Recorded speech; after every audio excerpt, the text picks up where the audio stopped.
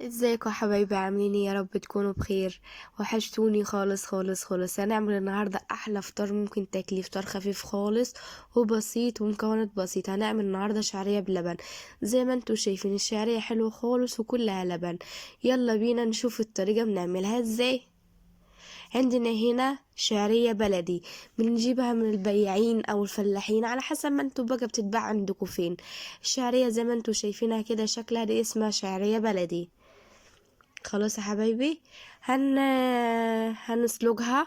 في ناس بتحب تحمرها بسمنة بس الصراحة وبتجيلة خالص. انا بحب اسلقها بمية مغلية زي المكرونة بالظبط، كأنك هتسلق مكرونة. هي بس اللي بتتعمل بالسمنة دي وبتجيلة، دي خفيفة وتتاكل كده، تحس ان انت واكله حاجه خفيفه.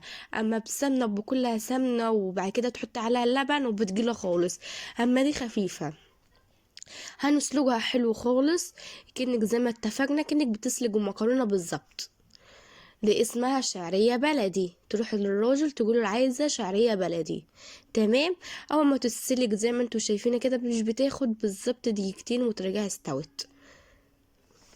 هنسلقها حلو خالص، واول ما نسلقها هنصفيها في مصفى وهنغسلها زي ما انتوا شايفين. هنغسلها حلو عشان الدقيق وهي اساسا وبلزق فيها دقيق وكده، ما بنغسلها حلو عشان الدقيق اللي فيها ينزل كله.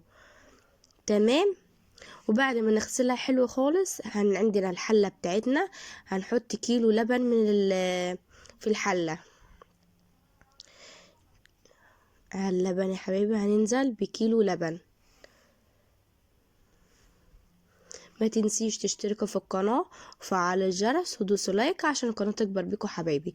واول ما اللبن عندنا يغلي زي ما انتوا شايفين كده، احنا طبعا غسلنا الشعرية وسيبناها تتصفى لغاية ما اللبن يغلي. هننزل بكيلو بالشعرية البلدي كلها.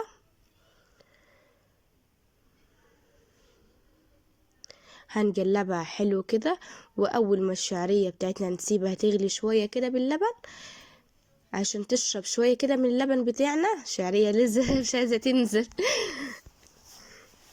هنسيبها تغلي حلو كده. اول ما تغلي زي ما انتوا شايفين عندنا هنا سكر على حسب الرغبة، انت عايزاها محلية خالص او عايزاها مظبوط على حسب اللي انت بتحب السكر بتاعك. كل واحد على حسب ما بيحب السكر بتاعه. في ناس بتحب سكر زيادة وفي ناس تحط سكر مظبوط. هدوق كده اشوف عايز سكر تاني او لا. زي ما اتفقنا كل واحد على حسب ما يحب السكر بتاعه كتير او قليل. تمام. هيعوز شوية تاني. هنقلبهم حلو. هنقلبه حلو خلاص. هنخلي السكر بس يدوب كده فيه شوية. وبعد كده عندنا باكو فانيليا. عندنا هنا باكو من الفانيليا عشان بريحة الشعرية حلوة، بريحتها بتاع الفانيليا كده وحلوة. هننزل بباكو واحد بس عليها. وهنقلب الشعرية بتاعتنا كده. خلاص الشعرية بتاعتنا خلصت وهنقدمها في الاطباق. شايفينها كلها لبن ازاي، والشعريه بتاعتنا مستويه وطعمها احلى فطار ممكن تفطري بالصبح او عشاء خفيف كده. لو ما عندكيش عشاء وعندك شويه شعريه في التلاجة تقومي تعمليها احلى فطار او عشاء منتهى الجمال. قدمناها في اطباق كده بسيطه، حطينا فيها شوية شعرية بلبن، شعرية بلدي حلوة خالص. ويا رب تكون عجبتكم. لو عجبتكم تشتركوا في القناة وفعلوا الجرس ودوسوا لايك، واستناكم في فيديو جديد. باي.